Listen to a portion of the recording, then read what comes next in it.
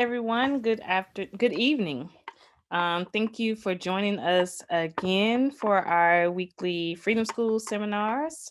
Thank you all for being here. We'd like to start off again by thanking the Department of Africana Studies for thinking of this idea, coming up, thinking of ways we can be engaged with the community and hosting the Freedom School series. We'd like to thank Auburn Avenue Research Library for partnering with us on allowing this Freedom School series to occur and for live streaming it out to all of you, particularly thanking all of those at Auburn that have been helping by providing resources. So Ms. Priscilla Dickerson, as well as Mr. Morris Gardner.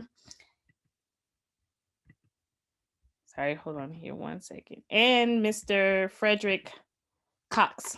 So again, thank you all for joining us and thank you all for the support and help that you have given to us to allow this Freedom School series to be a success this semester. Tonight, I have the privilege of introducing Dr. Akira Rodriguez, who is an assistant professor at the University of Pennsylvania's Weitzman School in the Department of City and Regional Planning. Her research examines the politics of urban planning or the ways that disenfranchised groups reappropriate their marginalized spaces in the city to gain access to and sustain urban political power. Dr. Rodriguez's forthcoming manuscript is entitled Diverging Space for Deviance. The Politics of Atlanta's Public Housing is being published with University of Georgia Press and is scheduled to come out this year, 2021. This book explores how the politics of public housing, planning, and race in Atlanta created a politics of resistance within its public housing developments.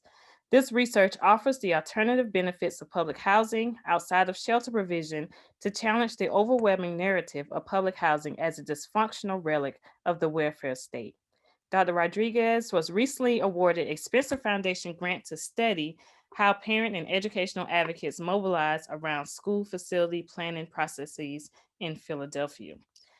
And without further ado, we'd like to introduce Dr. Rodriguez, and we will let you take it away. Thank you again for joining us, and we are excited about your topic tonight. Thank you so much, Dr. Bonnet Bailey. I really appreciate you inviting me for the Department of African American Studies at Georgia State University for co-sponsoring this with the Auburn Avenue Research Library. Auburn Avenue was the second research institution that I went to and used the archives to look at a lot of the papers of Andrew Young, I think, is there, and a couple of other archives that I was looking at. And so I always appreciated the wonderful assistance of all the archivists and all of the researchers and librarians in Atlanta. It has such a wonderful and rich history. And I'm really excited to talk about that history of tenant organizing tonight. I also have here Sister Elaine Osby. Elaine is one of the women organizers that I interviewed for the book. And she, after I kind of give this presentation, she and I are going to talk a bit about that work, some of the connections to the past and some of the connections to future tenant organizing before we turn it over to questions. And so just going to share my screen.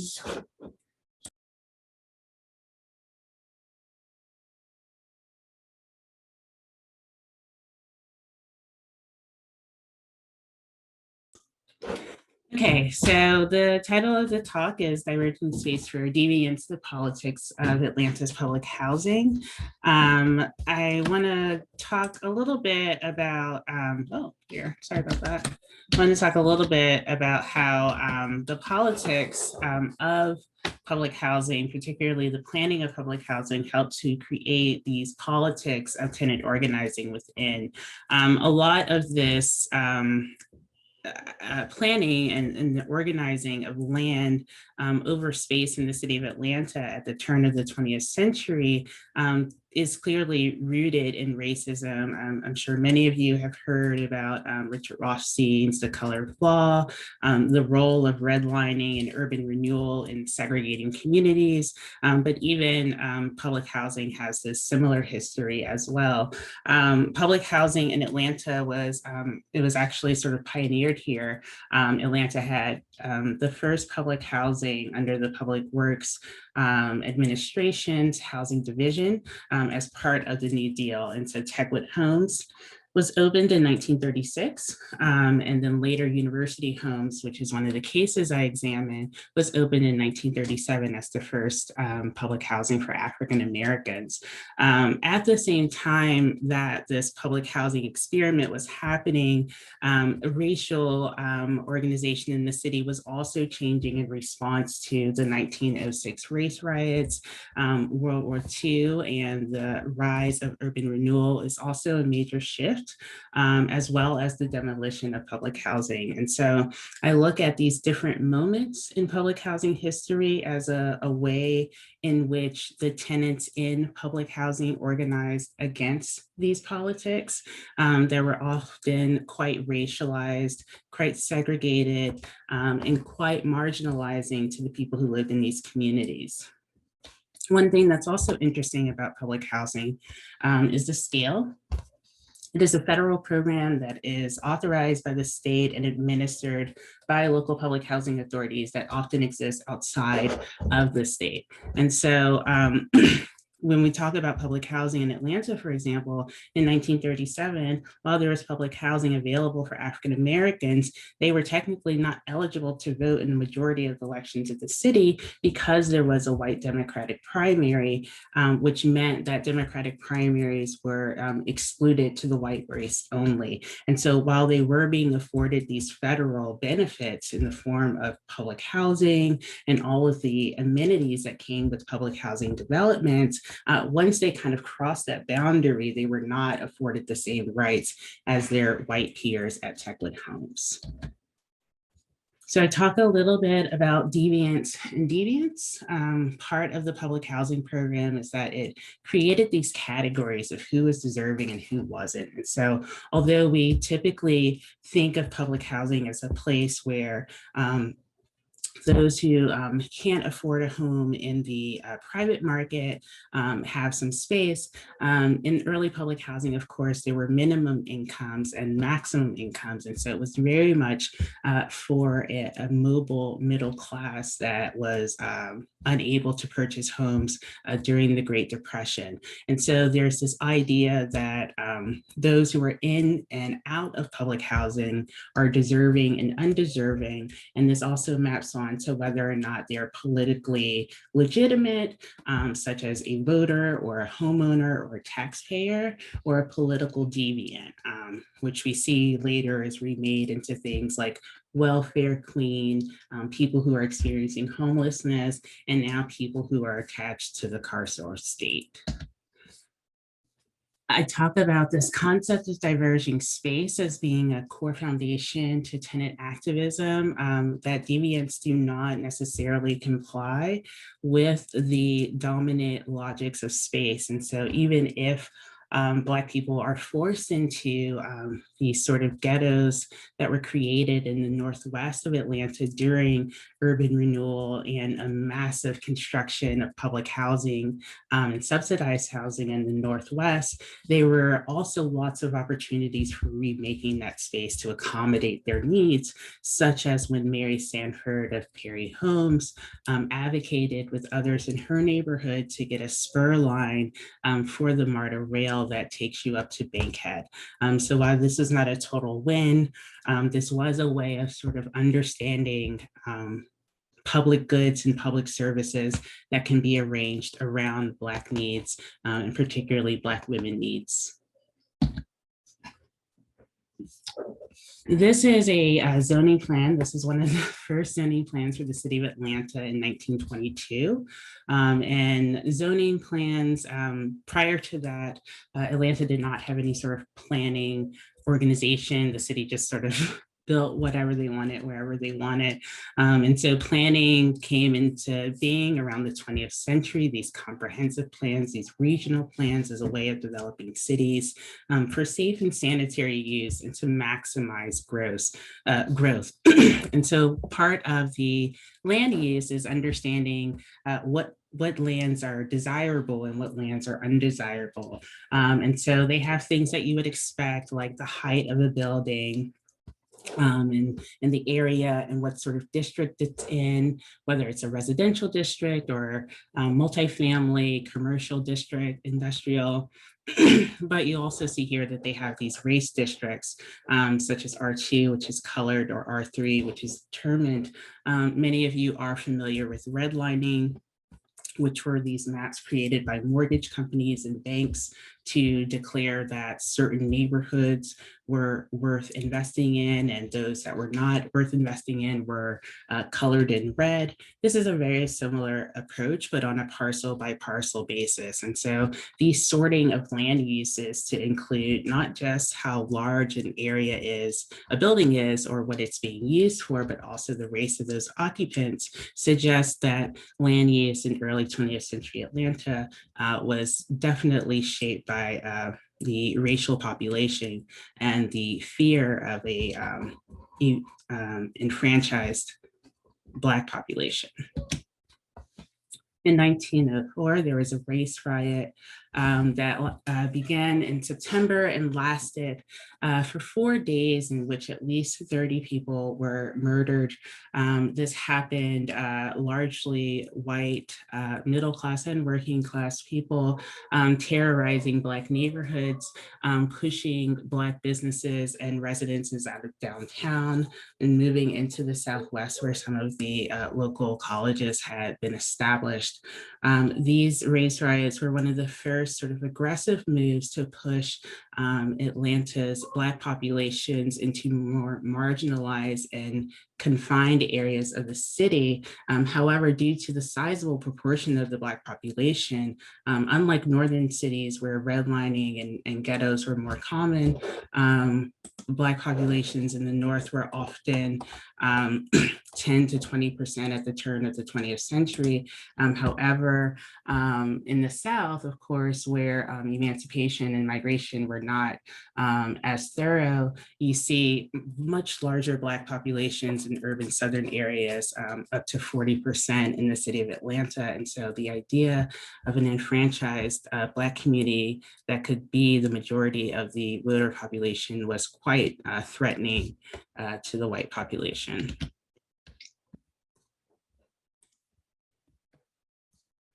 And so you have the New Deal, particularly the Works Progress Administration that began this housing survey in 1934.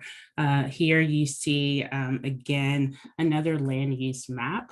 Part of this housing survey identifies not just substandard housing or overcrowded housing, which is what these dots represent, green spaces as well, but also Negro sections. And so while there is a fair amount of overcrowded housing in Black areas, there's actually some that are not at all, suggesting that these are actually stable middle-class neighborhoods with adequate space and growth for room for these Black populations. Unfortunately, that is not how the city decided to organize its zoning plan. More to the point, this is from the archives at Emory Library, I believe. This is the white primary card for William Hartsfield, mayor of Atlanta. The white primary existed up until 1945, when the King v. Chalmers decision came down from the Georgia Supreme Court that declared the white constitution, the white primary unconstitutional.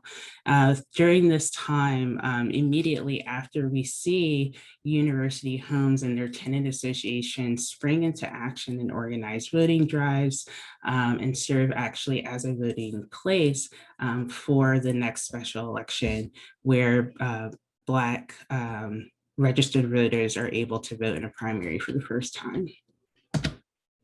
Here we have the first all-Black staff at University Homes. Alonzo Marone is in the center.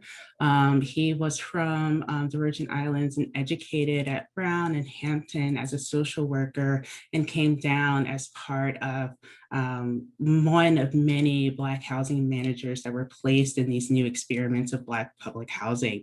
And so the New Deal, while certainly has many racist attributes to it, to the marginalization of agriculture and domestic workers and Social Security and other sort of job protections, but with regards to public housing, there were people involved such as Robert Weaver, who would later go on to head the Department of Housing and Urban Development as the first secretary of HUD under Lyndon B. Johnson. At the time, he worked in FDR's Black Kitchen Cabinet with Mary McLeod Bethune, and a number of Black economists and leaders who worked to make sure that the New Deal did provide services and opportunities for Black Americans. And so part of this definitely was something that was a bit of early patronage for an emerging Black middle class. We see here many of these workers are college educated, these housing staff members. Several of the construction workers were all Black on these projects. Of course, the architects and engineers were not always Black, but when they could hire Black labor and create these all Black housing staffs, it would create these ripple effects in the community. And so you see the creation, for example, of at Atlanta University of a school of social work that had a housing manager program that trained Black housing managers for these Black New Deal public housing developments.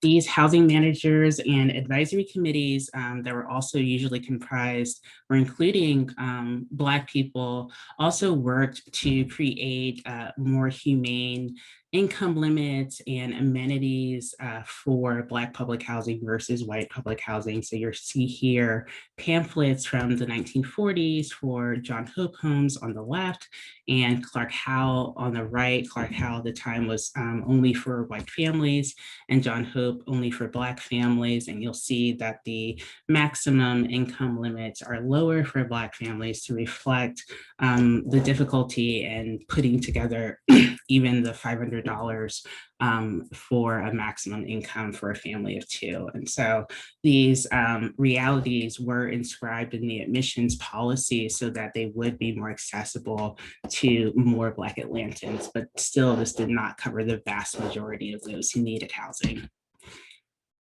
This is the Black Kitchen Cabinet that I mentioned earlier, but also early tenant associations were really successful in creating a lot of early Black tenant activism, but also early Black homeownership activism. Homeownership was quite difficult between the riots, the land use restrictions, and redlining, which made access to capital quite difficult. Owning a private home is extremely difficult, even for the most affluent African-American, but here we see this is William Hartsfield here in the middle, and J.R. Henderson, and I think this guy, Hubie, I forgot his last name, he's also another kind of assistant housing manager, showing all of the private homes that were purchased for African Americans from university homes. And so this was actually, I think, the research that I did between 1936 and 1937 and 1970 showed that roughly a quarter of all public housing residents went on to purchase their own homes, and they were quite mobile at the start of this. Land use and segregation continued on during urban renewal. Segregation became even more entrenched, and the tenant associations sort of reflected on that. Here are maps of the Black population in Atlanta between 1940 on the left and 1950. And so you see those sort of core areas from the first map that was done with the overcrowded units are just sort of expanding. And we see that Black populations are sort of limited to those 4 or 5 neighborhoods. Part of the negotiations once the white Democratic primary was ruled unconstitutional was the hiring of the first Black police officers. for the city of Atlanta. Unfortunately, these officers were segregated into their own police station, which was the Butler Street YMCA, their YMCA for Black Atlantans at the time. They were unable to arrest white people and were sort of forced to patrol in the segregated Black areas. And so while they were meant to accompany Mayor Hartsfield to different events and sort of show William as the first white mayor to hire these Black police officers and to really kind of begin the fiction of a city too busy to hate. These officers faced a very sort of tortuous career of public service as a result of this experiment. But this was part of the early tenant organizing, letters from as early as 1939, insisting that FDR not give control to public housing back to the city of Atlanta because they were fearful of the local police coming in. Between 1960 and 1970, we see the areas that are majority Black in the city, both growing and expanding over space. After the white primary was established or was ruled unconstitutional in 1946, the city embarked on a plan of improvement that added an additional 74 square miles and 100,000 people, majority of whom were white, in the northern suburbs to the city of Atlanta. Part of the annexation included this largely undeveloped western area, which was intended for Black populations. Both middle class and subsidized housing would come into this area and create this very sort of large pattern of segregation in the city. In response to this growth in the Northwest and lack of resources, you see the change in population and the change in the tenant association. And so changes in urban renewal and public housing policy created the need to prioritize those who were being displaced, which were traditionally blighted or slum areas, with a priority into public housing. This public housing was constructed in areas where there were no resources. So there were no public schools, no sidewalks, no infrastructure to handle the thousands of Black people that they pushed from the center city when they were doing urban renewal projects and surrounding neighborhoods into this sort of Northwest ghetto. And so you see, again, largely Black women protesting in response. On the left, we have the Tenant Association of Capitol Homes. On the right, we have Tenants United for Fairness, which is a group that organized outside of the tenant associations, protesting the housing authority's conditions, talking about roaches and rats and all of the pests that they have to deal with because of this lack of infrastructure in their neighborhoods. So the failure to plan, in this case, created a politics around the need for these resources. Again, I mentioned earlier about Mary Sanford and her advocacy here in the lower left-hand corner to create the spur line that goes up to Bankhead as a way of circumventing the very long commute that women had to take all the way down to the Blue Line, down into Center City, downtown, all the way up to their traditional domestic work in the northern suburbs and near northern suburbs, such as Buckhead. This was one way of sort of facilitating that trip. But the need for things such as traffic safety, speed limits, speed bumps, safety lights were things that persisted and are quite common across a number of Black neighborhoods across the US. On the right, this is Ethel Mae Matthews, who organized through Emma's House, which was a Catholic affiliated organization for low-income Atlantans that often organized around these issues of poverty, of welfare, of social justice, taking things often to the state capitol. Here is Susie Laborde of Grady Homes. Susie Laborde worked to establish one of the first economic opportunities in East Central Atlanta.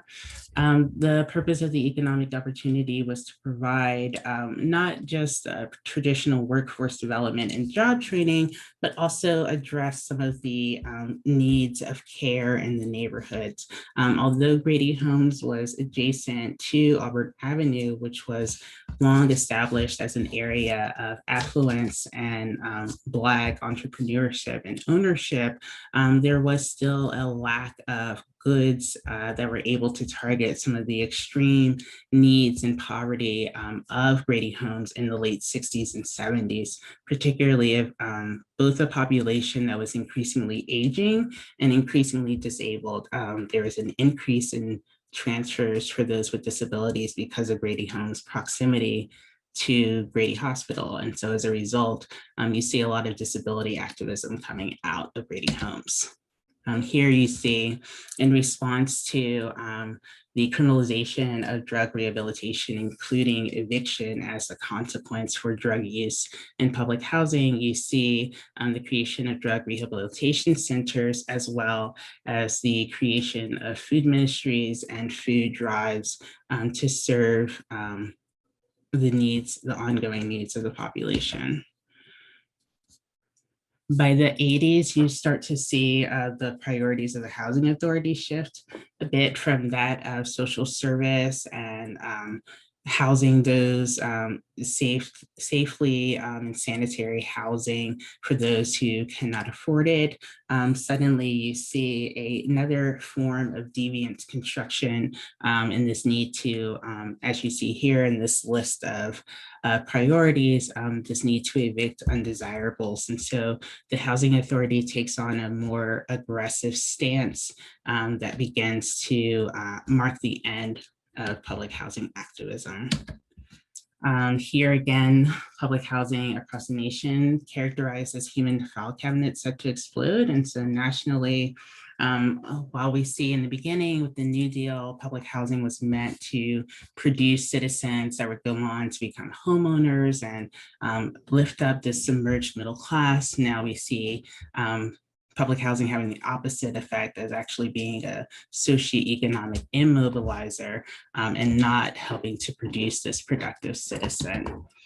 In 1980s and the early 80s, you start to see the beginning of these disappearances and later homicides that would be known as the Atlanta child murders.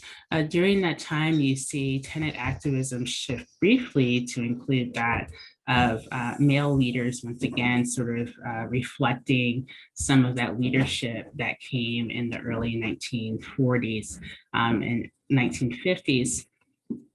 Here you see the Bat Patrol, and which is a more famous sort of response to the child murders, this sort of self-designated community policing that was meant to sort of draw attention to the lack of care and public resources that were afforded to Black communities and public housing communities, where up to a third of the victims were disappeared from or found near. Black women also continued to organize during this time. The counter to the Bat Patrol was an organization known as STOP, the Committee to Stop Children's Murders, led by a number of women whose children had been disappeared and later murdered. They worked to create systems of accountability, systems of neighborhood watch, really rooted also in advocacy at the policy level to address some of the shortcomings in communities, such as the lack of recreational equipment, of any sort of services, and juvenile employment. Juvenile employment at that time hovered around 40% for Atlanta youth. This is also when we see police officers also come back into public housing, and we see the creation of mini precincts and other sort of community cop programs. Vacant homes are transformed into housing for police officers as a way to address some of the vacancy issues and safety issues of public housing. But eventually all of this sort of coalesced into this idea that public housing was no longer tenable. And as early as the 1980s, you see the city kind of working with their local think tank, Research Atlanta, to identify which sort of in-town public housing developments could be cleared and converted for more productive uses, such as the widening of the downtown connector, 8575, as well as the expansion of different buildings downtown and convention center. You also see tenant leaders sort of responding to some of these things and calling to make examples of those who should not be in public housing. One of the issues within tenant organizing within the 80s and 90s is this sort of criminalization of poverty and of deviance that was forcing people to rat on their neighbors in order to evict them, which could produce better arrangements, more favors for certain tenants, but also really created issues of distrust, which makes it hard to organize in the long term. The Olympics is also another moment in the politics of public housing. Of course, the Olympics sort of predated some of the widespread demolition, but it certainly facilitated the demolition of units downtown. And so you see here another map, very similar to so many that I've displayed throughout this presentation, but looking at the downtown neighborhoods and how they would be what they are calling economically stimulated by this sort of development, but in reality were actually sort of targeted and sort of things were created on the fringes in a way that was very exclusionary to these neighborhoods and quite destabilizing. Here again, Ethel-May Matthews coming to march with state senators, Mabel Thomas, and a number of organizers against the Olympics and against the displacement of public housing, which would be demolished and reconstructed as Olympic athlete housing before being converted into Centennial Village, which is one of the first examples of Hope 6 or mixed income public housing. These protests were unfortunately in vain, as the amount of money that is invested into a city for the Olympics.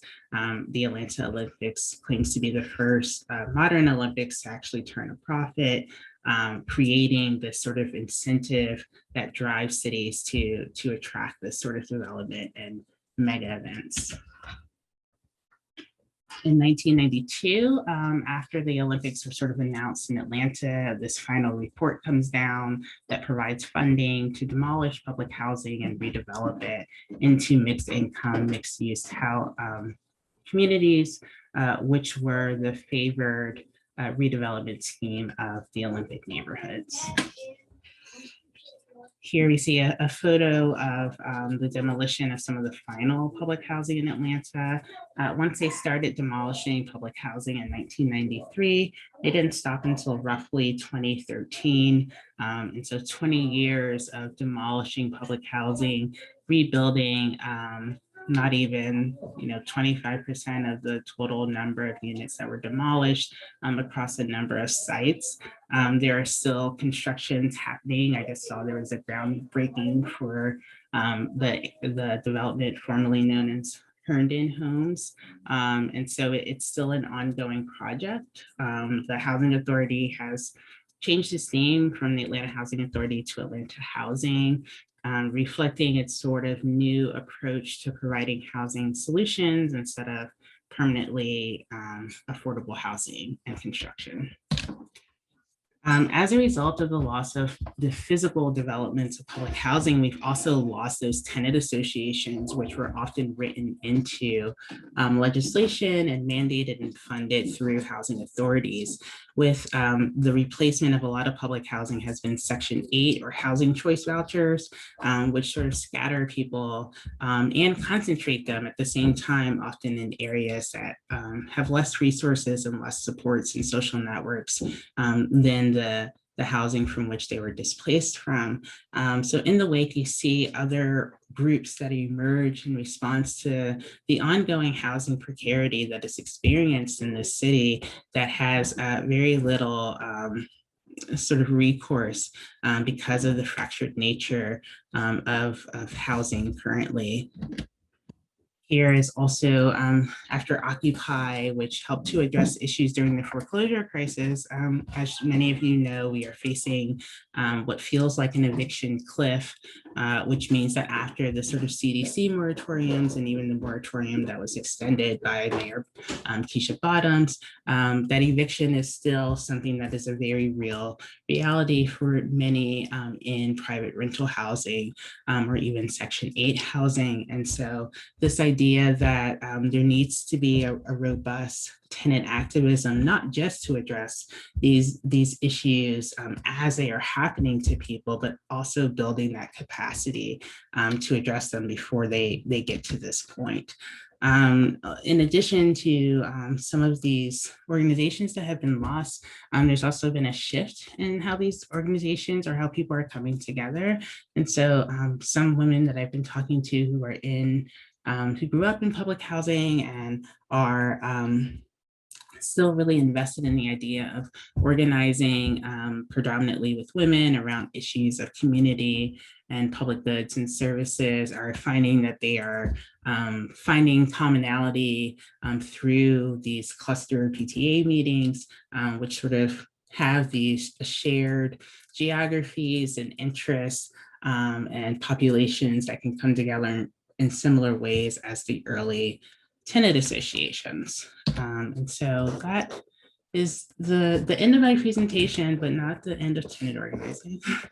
I want to introduce my good friend, Sister Elaine Osby. Elaine is a native New Yorker who moved to Atlanta about 40 years ago and is currently living downtown in Atlanta. And I wanted to talk a little bit about the work that she's done and some of the organizing that she's participated in and her thoughts on how that organizing has changed over time. So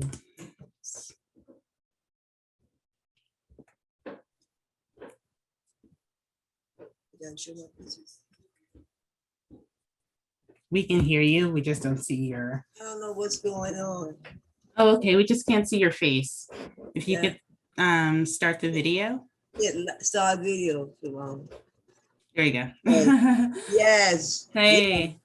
Thank you so much for joining us. So I wanted to talk to you a bit about your experience, even during this last year.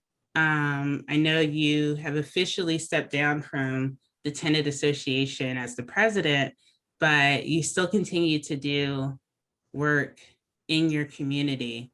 So I was wondering if you could talk a little bit about the work you've been doing under COVID. Oh, long time. I was the longest running president over here. Yes, and Cosby Spears. Under the direction of Barney Sims was my mentor, Felicia Meadows, Charles Walker, and there's some other people I have to give credit to for me being to where I am today. But long story short, this housing down here, compared to where I come from, is different. I'm from Brooklyn, New York. Now, my grandmother was captain up in Brooklyn, Roosevelt houses for 24 years.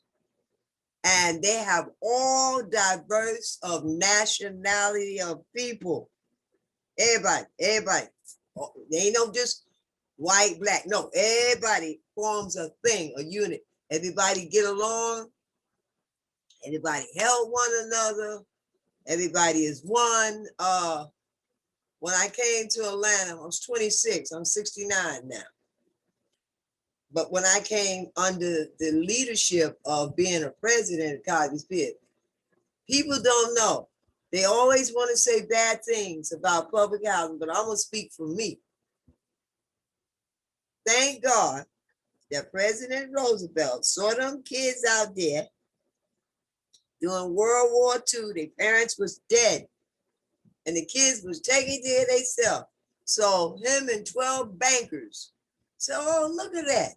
They playing in the dirty water. They had little boxes they were staying in. They were just taking care of themselves like little rascals. So that's where the word housing, HUD come from. It's housing, urban development.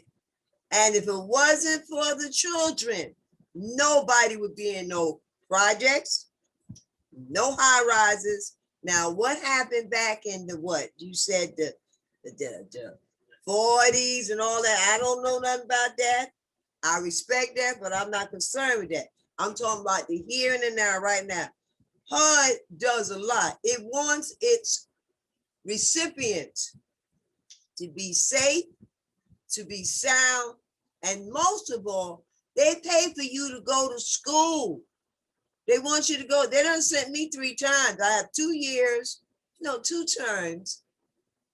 Mental health aider, they pay for it. And my writing classes, for you to rise up. They know it's going to take a while for people, but the point of it is they give you options based on your mentality of what you really want to do. They have beautiful homes under HUD. People don't know that. They got some houses that's a knockout. And they work with the resident. They help you get your credit together. You assign a caseworker to work with you. If you have like a problem, like you said, a lot of people have, okay, we don't know. I don't judge nobody. We do not know. We have all different, how should I say, diversities of people in here. I'm talking about Cosby Spears that have different ailments. The point is, some of them are older, some are senior citizens, whatever. Okay, we understand that. But the main thing, the younger ones, the middle-aged ones, we supposed to be helping each other. We supposed to be coming together on a humanitarian basis. It's crazy. You have some people who do that. Yeah. Who work with you, say, oh, what's wrong with you? Or they might find out that this person, like me, I have anxiety. I know 3 other sisters that have it. So we all help one another when we going through this. That's awesome. And that's what housing means to me. It's like a sanctuary. And don't none of us, we didn't put ourselves here. God put us here. He the one that made this place to put us here to be all right. So I'm not gonna let nobody downgrade Cosby Spears. Well, Right. no, I'm not gonna do that because I know different from me being all the wonderful things that Atlanta Housing has done for us. We wouldn't have no computers if it wasn't for Barney Sims. Yeah, a lot of people talk about Barney Sims. He comes up all the time. That was as my mentor. That people's was champ. my brother. Yeah. And quiet little that you know, Cosby Spears is the mother site of all of them. You didn't know that, did you? Well, you all were the people that Cosby Spears were named after. Helped to really establish some of the major senior organizing that you continue today. You know, you've been really helpful in helping. You're really good at getting resources, but not everybody is as good as you at getting the classes. So you've been helpful. I remember you told me that story about the laundry, about how you help people. Oh, when I was president and when they was doing the architect to redo it, I asked the architect man, they asked the resident, is there some things y'all would like us to include? So I raised my hand. I said, well, sir, is it possible we can get $10 laundry, sir? I say, because a lot of people, sometimes their money be short or whatever, and that's why they might have some soil clothes in their house and they don't pass inspection. Guess what God did? God did it now. They gave us $40, 20 for wash, 20 for dry. Every month that's put on a card for us. That's a divine blessing from God. All right. We had other things. Downtown at John Wesley Dog, they got a room, they told me. Miss Firestone, peace and blessings on her. That was my partner. She worked with me. She was president before me. I learned a lot of things from her. All right. They got a room. They got so many trophies of first place for Cosby Spears. You wouldn't believe it. They were first person everything. Cosby Spears. I'm not surprised. And this here is the hood. They want to call it old fourth ward, whatever. I don't care. This is the stomping ground. You get your initiation right here at Cosby Spears, whether you want to go to the left or whether you want to go to the right. But there's enough teachers and masters to teach you whatever it is that you need to know. People just don't take the time to sit down and talk to a person, or I'd be out there. I talk to the youth. I talk to them brothers out there all the time because, you know, I raised 9 brothers in New York. I'm the oldest. So I done seen all how things go in the project. You laughing.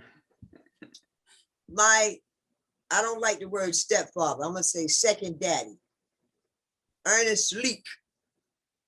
He helped build Lafayette Gardens, 25 stories. Yeah. Know about the project. Also, he took the test for lieutenant of the fire department. So I know all about fire codes now. Yeah, I was wondering if you could tell me some of your time. I know you worked a little bit downtown at City Hall, and you have. Yeah, I used to work for Lieutenant Governor Pierre Howard. Yeah.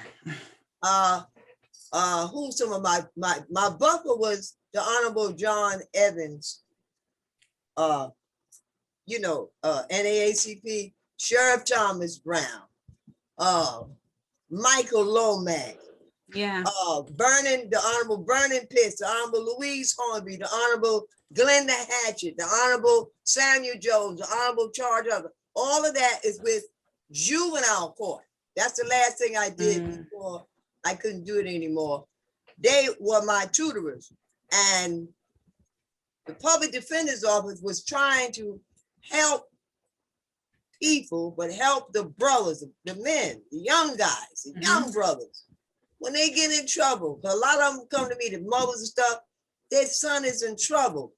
They try to deter that, where show them another route for them becoming part of the system. See, another thing is too, a lot of these younger people have a single household, their mother. She has to work. She might have to do 2-3 jobs. She's not home. So what do you think happens? They're all out there in the street with all type of influences from everywhere. Yeah. Okay, this happened. Unfortunately, some of them get killed, whatever. Up there in Brooklyn, New York, with my brother, stuff I seen, I came on both sides of the fence now.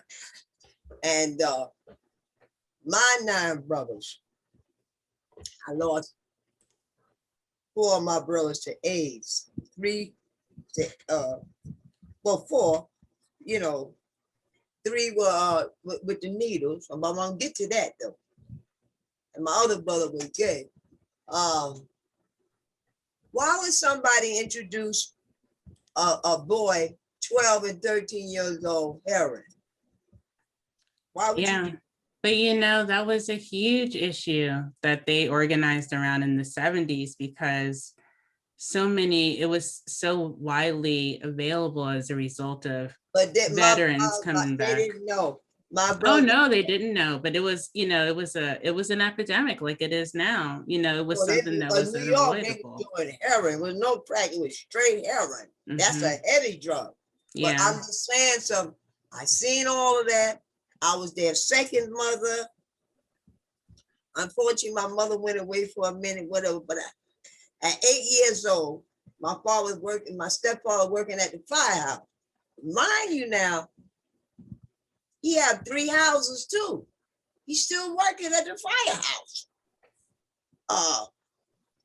By me being the oldest, everything was on me. I had to go collect the rent. I wore a money bag. I took the money I still remember the bank. Carver Savings and Loan on Fulton Street. Yeah, that's one of the I first had black to order, banks. I had to order oil. They had oil back then. Mm-hmm. Venable Oil Company. I still remember the phone number, IN73333. They still in existence too. All of this I had to do. So I was getting prepared for where I'm at now, not knowing. And so I don't worry. I had the best of both worlds. Mm-hmm. My great grandmother raised me. She was blind, born 1888, grand matron mother of the Eastern Stars. My uncles and them. I was also had the pleasure of being in the company. They would come to my grandmother's house, 101 Quincy Street. They did a movie of my uncle. You probably heard of it. The Education of Sonny Carson. Mm-hmm. Omalami, Afeni Shakur, Fulani Ali, my uncle Ali Lamont, my uncle Mutar Ali. I was around all these men. They were strong warriors. I don't know what they got now, but I'm saying when I was coming up, by me being a female, and I used to hang out with them, Mm-hmm. and I'd be listening to things they be telling me, and this and that. So they instilled that in me, and I instill that, try to tell other people, my children. So, but the main thing is the female, the sisters, I don't know. They can't help what's going on with their son. The man is lacking in the house. And when the children get out of school in the summertime, they need to have more summer programs work where they can make little money. Yeah. And they won't be doing all this. Now, the homelessness, I got a problem with that. Oh, I really do. Do you I feel don't like it's understand. increasing in your area where you live? Because you're close to downtown. See, Miss Anita Beatty had that place. Yeah. I know the Peachtree Pine. history. I I'm know. sad, and I don't care who like it. They I know. fought that lady teeth and nail. Mm-hmm. The mayor's office. That lady kept them people in that shelter. She tried to do the best she can. I went there. I know her personally. Because when I had my shelter, you couldn't have no shelter unless Anita Beatty approved you. Yep. And now what happened now? The people all on the street, they walk over like they nobody. And you know, we got a lot of this going on too. Mainly, there's no reason for women and children to be out there on the street. Now, I'm gonna talk about them first. They need to get off the street. They need to do something for them. Mm-hmm. Up in New York, they putting them in a hotel. Yeah. They're taking over a lot of hotels and cities. And I got a problem with the domestic violence situation, Mm-hmm. beating up women and doing things to children. That's what I used to do at Fulton County Juvenile Court. Yeah. I work with the young men ages 10 to 18. Mm. I was a grassroots educator, so I would go and speak in behalf to the judge. I'll be back there. Sometimes be locked up downstairs in the basement with them, talking with them. So I done seen some stuff, I'm telling you. For sure. So all of this I write about. Now I'm writing. Mm-hmm. So, and my children, I teach them the same things: humanitarianism, respect. Don't let nobody tell you you can't do this, you can't be that. You could be anything that is divine destiny from God for you to be. It's already in you. Just execute it. I tell anybody, I don't care what they say. Oh, you ain't this, you ain't got, I don't care. Because God knew what I was when I was in my mother's womb. And whatever he put in me is in me. Mm-hmm. come here to this plane. I come to serve.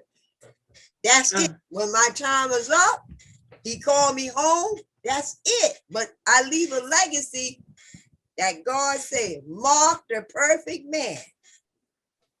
You leave something by a name. So you know what? I remember that sister. That was Sister Elaine. That was I remember that lady.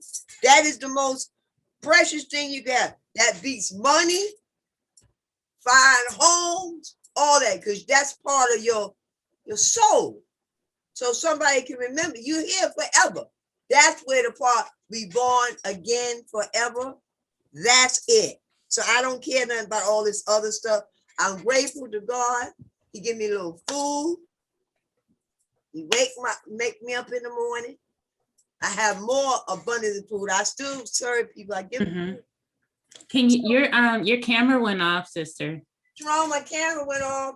I don't know, it's acting up. Devil is a lie. No, Devil is a lie. You know, we talk with our hands. You probably just hit it accidentally. I just clapped my hand. I got it. There you go. Yes, but so I'm ambassador for Meals on Wheels down at you know the one, Meals on Wheels. Yeah. Jason Tucker and them, and they have a beautiful thing with the seniors. And I've been with them 3 years. I don't even know how I got in that. Don't even ask me. And I'm not gonna tell a lot. It's just something that happened because I feel sorry people don't have nothing to eat. I know how it is, especially for older people. Yeah. Okay, so people in here, I got them food, shout them up, call down there to Jason. So they do a wonderful job. I'm trying to get some sponsors or whatever. So I need to do my little literature, my little papers and stuff and flyers. I needed a little money to do that. And then some other things I would like to do before I leave this plane. Can you still get money through the tenant association? Do they still offer money for you all to do programs and things like that? For yeah, we still get that. Okay. You know, for trip, but right now nothing going. But I'm just saying something. They have a budget they get every 3 months from HUD, and it's allocated through housing. Okay, so there's more things in life besides eating. Go out and find out what's going on. And I do realize there's some people here, they just stuck. They don't want to go nowhere. Okay, it's fine. But there's some people, they want to go, but they need direction which way to go, and they need somebody to direct them. It's called the young disabled can do that. Yeah. You know what I'm saying? Yeah. And right now, it's about people helping one another, not being mean, not being nasty, not being prejudiced, not being hateful, because God made all of us, and He don't make no mistake.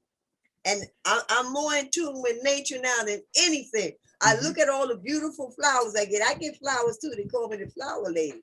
I give flowers to people. And I see red flowers, yellow flowers, orange flowers. And I talk to the flower. I say, you know what? All y'all in that pot. All not complaining about your color. Yellow flower, you not mad at the blue one, is you? Green, you don't care. They all getting along. Same with the animals. I said, now, wait a minute. What the ding dang doodle going on here now? What's wrong with us? Something is wrong. The animals get along. The flowers get, what? Something wrong. But I'm not in that. Because the ancient one, he does not like that. He don't like that. I'm not with that. I treat people the way I want to be treated. I respect those who respect me. I wasn't raised that way because, you know, I come from a multi-family. Cherokee, Asiatic, American born, / with the Geechee, Irish, and the Mexican. There you go. I got that all in my family. My great grandmother, Mexican Irish, had blue eyes, Mama Dilla, the Cherokee, Pa Charlie, but my daddy, Seminole, Geechee. Hi, I had to live with all this stuff. So And I look at these people when I was coming, I knew something was different, but it didn't bother me, but I knew something was different. And as I got older, I said, oh, okay. And Mama Dilla, them blue eyes, Lord have mercy. She look at you with them blue eyes, you done. So I'm glad that I was brought up in a multicultural. Mm-hmm. That's how I could deal with other people. And I try to learn another person's culture, their language, how do you say good morning or whatever. That's why God made all these different nations of people, his children.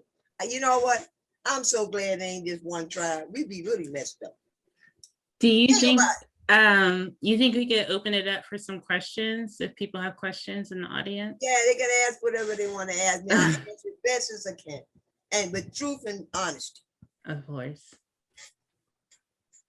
All right. Well, yes, again, go ahead. I was gonna say thank you both again. We do have a couple of questions before we end tonight. If I can get control over my computer here. Sure. I'm having issues with Zoom too, Sister Elaine. Huh? I say I'm having issues with Zoom as well. Uh-oh, don't worry about it. That was a lie. And so one of the questions that I wanted to ask based on what what you all were just talking about is what can current generations do? And so one thing Dr. Rodriguez stated is this whole idea of the impact of COVID specifically on tenants and the way that it's impacting tenants. So what can current generations do to organize, utilizing the history of the lineage of women and some of these associations that you all talked about today to fight for their communities and to fight for the rights of those tenants in their houses today? Well, first of all, a lot of stuff our ancestors told us. Some of us was paying attention, some wasn't. And the elders and the ancestors, the younger generation, don't want to listen to them. Some do, some don't. Now, like I said, it's how you was raised. And I know I had my first baby, I was 21 years old. So, but I'm saying nowadays that things have changed. My mother had me when she was 15. Hello. They think that the older people don't know. They done been there, they know. They disrespectful. They don't want to listen. They want to do what they want to do. And then you got to look at the fact their mother might come from a younger generation. She had them. So they're a teenager, or almost a teenager. Then the mother, and then the grandmother's like maybe 35. I'm just saying. So there's no guidance there. There's no fortitude of guidance from an elder to say you don't do this, you don't do that. Because I remember all these things myself. So it's just, I don't know. But the elders that do would like to teach and tell them my advice to the young generation, sit down and have a conversation with an elder. I don't care what this talk to, I don't care what color it is. They've been where you got to go if you get there. They can leave you with something to help you out. You don't know that because you so busy thinking you know everything. Oh, I'm young. Oh, they old. They don't know nothing. How you know that? You see what I'm saying? And the sisters, we gotta respect ourselves, number one.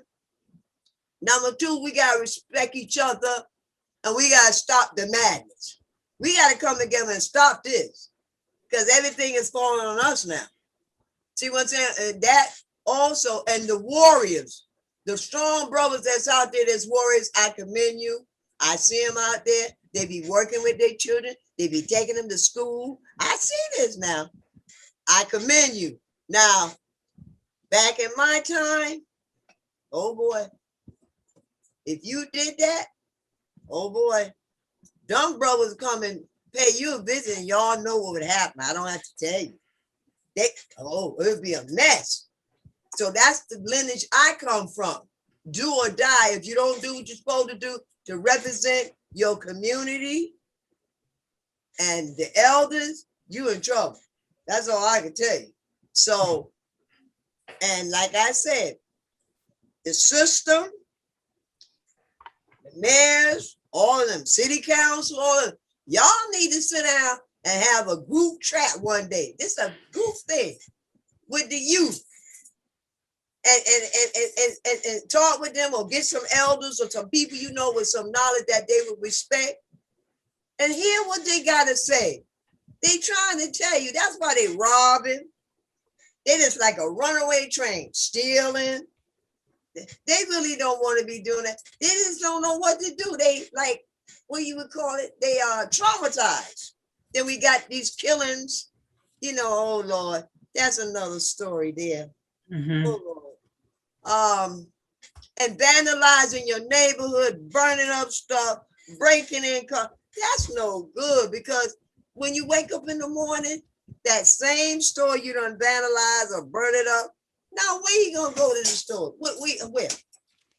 Where? And then you bring in a problem on the owner or the proprietor who have their little business. They just trying to survive. Now they gotta start all over again. That's crazy. Yes, See ma'am. what I'm saying, sister? Yeah. No. No, I get it. I think a lot of the things that you said, I would echo that there need to be greater community bonds and accountability. And people need to stop looking down on people. Don't do that, because you got this and you got that. God can take it away like that. Mhm. And he Yes. don't like nobody who brag or boast. Because you could be here one day and they could be there the next day. Because he said whatever's last will be first, and what's first is last. And you know he don't lie now. Mhm. See what I'm saying? So if we could just show more compassion, more humanity, more respect, some knowledge, wisdom, and understanding, and peace and love, and everybody need to stop. Come on. Now, those who want to hate, keep hating. I'm gonna tell you, I'm gonna leave them with something that my grandmother told me. And I didn't know what she told me. No. The man killed the man. The black man killed the white man. Caucasian man. Because there's no such thing as white. She said, ooh, that's bad omen. That's how them old folks talk. Man. She said, he come back again, get he. That's how they talk. I said, come back and get him. How you gonna get him? Oh, karma. You come back in a past life. If I kill somebody in this life that's black or brown, whatever, they gonna come back in the next life and kill me, and I could be Caucasian or whatever color. People don't believe that. It's true. It's called past lives, karma. So that's why people gotta be very careful. And they're invisible. I'm gonna leave for the women to know about that. You be talking to your children and arguing with them and beating them and fight. Y'all don't have to do that. Let me tell you what me and my cousin Junie used to do. Talking about you, Junie. Our kids be running around. My oldest son that did the video, he was one of them, Sharon. He 3 years old. And Manny was 2. Oh, they just running up the hallway, carried up. We tell them, stop running, stop running. Okay, keep it up. The invisible gonna get you. Next thing we heard, ooh, oh my head, ooh. What happened?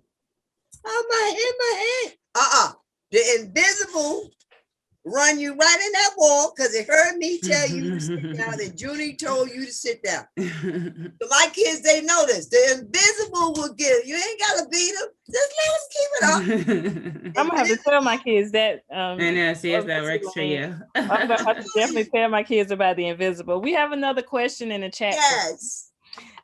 For both of you. And it says, the question is, do you support Mayor Bottoms and the city of Atlanta's attempt to remove the homeless from public spaces, like under overpasses and parks? Where are the homeless to go if there's such a shortage of public housing? And so did the closure They cannot fit in public housing, sister. No. They gotta go. That's on them. I'm not gonna do their own work. They want to talk to me, they call me, and I can show them how they do it in Brooklyn. They need to find, first of all, Some of them are sick. Let them go to the doctor, find out what they got, get them a bath, clean up, haircut, everything. You'd be surprised. Nice looking people. They Yeah, just but I think the larger point is that there's they not, have to build a facility or something for them. What about that? I don't know because I'm not an architect. But if I was, I would try to do something like I told you. The women and children needs to be off the street first. Gotta be protected. The men come after because they warriors. I think the issue is that the lack of affordable housing is creating a higher number of people who are facing homelessness. It's not so much that there are more who are homeless so much as that there are not a lot of options in the city and more people are getting evicted and more people are losing their homes without anywhere to go. So like you said, the loss of Peachtree Pine was huge. And the closure, so yes, Denise, the closure of public housing made it worse. It displaced a lot of people. And a lot of the new housing that was rebuilt, there were a lot of restrictions that did not allow people to come back. I wonder how many homeless people. Well, a lot of them in there, some of them is carpenters and can build things. Yeah, you'd be surprised. Electricians, plumbers, they could get them people, they could build the houses for the people. Come on now. If you really want something done, it could be done. Either they want it or they don't. It feels like probably most mayors are not super welcoming of the homeless population. Like I said, they're not humanitarian. Mm-hmm. So if you're not that, you know what? Some of them ought to stay 3 months in a high rise or a project. They did that. They did that in the 80s. They did that in the 80s. Take their car away, give them a government check, say, okay, here you go. Here go apartment for you, et cetera, et cetera, et cetera. Now let's see how you gonna maneuver. Get your grocery, go to the doctor, get this, that. See how they would do.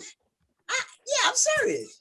See how they would function. They would, see, you can't judge another man till you walk his shoes. Mm-hmm. So we had some hellfire people that come out the project that was awesome. What's her name? Maxine Waters. Congressman Maxine Waters project. Did you know that? I did not know that she lived. Man, a lot of, I'm telling you. So the projects has, you know what? Out of bad comes good. Yes, ma'am. I have you have negative and then you produce positive. And that's with the criminal system. That's why I admire Judge Mathis. That brother, he did everything criminal you could name. And when his mother, I think he said when his mother passed, I'm not sure. I said, I think now. He did a 180. Now he a judge. So if he can do it, why the rest can't do it? If you don't have to be a criminal, do criminal, you can stop doing that mess. That's why I admire. I would love to sit down and have a conversation with that brother. I know he's deep. Detroit. And sister, when you get a chance, you need to text me and give me your number so we can talk. I can come down there. Where you at on Auburn? Okay? Yes, ma'am. You got classes down there? I actually, and I didn't introduce myself at the beginning. I always forget to do that. Wait a minute. What's your number down there? I will send it to you. Oh yeah, send it to me with your name. I don't want to put it all over the internet. Oh yeah. I'm sorry. But I'm a professor at Georgia State University, so yes, ma'am, definitely. We have one final question for you, for both of you. So I know one thing that you were talking about, Dr. Rodriguez, and your research is you discussed the ways in which the Olympics impacted public housing within Atlanta. So do you think that there's any way in which the 1996 Welfare Reform Act also affected public housing as well as activism in public housing? If so, can you detail some of the ways that the Welfare Reform Act also impacted public housing? Sure. The Welfare Act was largely just another way of sort of forcing or creating this sort of notion that you have to work for welfare. And so there was work restrictions and requirements, often that came with childcare subsidies that didn't necessarily address the full cost of childcare, that really put women in a rock or hard place of whether they would work to stay on welfare at the risk of, losing their benefits if they missed a day at work, versus not being able to get any welfare whatsoever because of these restrictions. And so these sorts of practices were implemented across different aspects of the welfare state, including public housing. And so you see a lot of work requirements emerging. Public housing has always had high employment rates, and that was never really a large issue, but these have been increasingly hard to sustain over time in place, particularly as we go through these different economic crises. But that doesn't apply necessarily where Sister Elaine lives, because it's senior housing, so they're largely exempt. Yes, ma'am. Well, thank you. We are approaching the end of our time. I want to say what to my children: Una, Jaffa, Eli, Deborah, Jerome. Wasn't for them, and if it wasn't for Atlanta Medical Clinic, Dr. Dvorsky, Dr. Barton, Clyde, and the staff, I wouldn't be able, because they keep me up to par. And Tom J. Morgan, one of my mentors, and like I said, Vernon Pitt. So I'm okay. I've been enlightened. I hope I was able to enlighten other people. And what can I say, sister? So you better make sure you send me your number. Yes, ma'am. I am. I'm gonna be on you now. I just texted to Dr. Rodriguez, who will text it to you. I mean, I just send it to her via chat, who will send it to you. She will text it to you, and so you will have my number. Yes, ma'am. So again, I want to thank you both for coming tonight, for sharing your story and the activism that you've done in Atlanta. Dr. Rodriguez, for sharing your research. And thank you again for bringing someone from the city that's been involved. We definitely appreciate it. I want to also thank Auburn Avenue Research Library for continuing to host our Freedom School series and to live stream these series, as well as if any of you were watching, Ms. Priscilla Dickerson and Frederick Cox, who were putting references up as soon as Ms. Rodriguez and Ms. Osby were stating them during the talk. And so thank you again for putting those. Yeah, I thank you. I thank you so much, my brother. I thank you. Yes. Yeah, everybody play a part, Yes, ma'am. And again, thank the Department of African American Studies. I'm Lakita Barnett Bailey. I didn't introduce myself, and I'm an associate professor in the Department of Africana Studies at Georgia State University. And so we will be here again next week, where we'll be talking with Dr. Elizabeth West on her research. And so we will be here next week at the same time, and that will be our final Freedom School series for the semester. We will continue again in the fall. We will have a hiatus for the summer, but we will definitely pick up and continue again in the fall. Yes, so thank you all very much. And thank you everybody that looked at the show. And I hope I was okay letting everybody know the deal. Thank you. God bless. Have a good night.